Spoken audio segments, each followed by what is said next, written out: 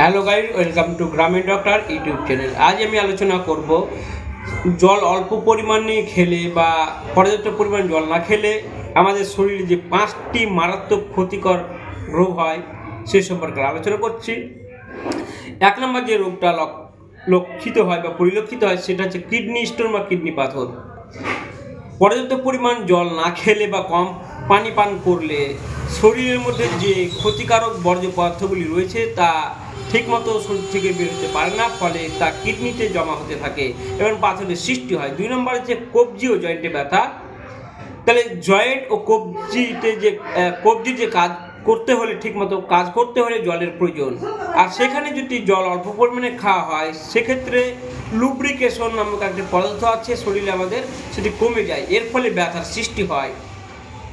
3 নম্বর হচ্ছে যে কোষ্ঠীকাঠিন্য।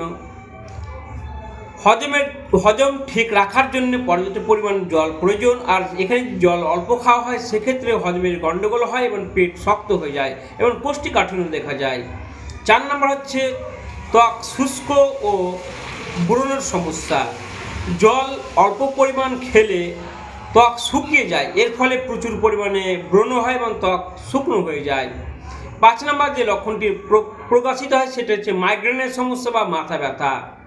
শরীরে জল অল্প খাওয়ার ফলে ডিহাইড্রেশন হয়, ডিহাইড্রেশনের ফলে রক্তচাপ ওঠানামা করে, এর ফলে মাথা ব্যথা বা মাইগ্রেনের সমস্যা লক্ষ্য করা যায়।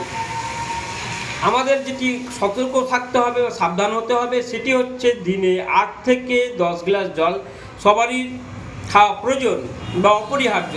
তাই এই ধরনের হেল্পফুল ভিডিও পাওয়ার জন্য গ্রামীণ ডক্টর ইউটিউব চ্যানেলটি সাবস্ক্রাইব করে আমাদের পাশে থাকুন।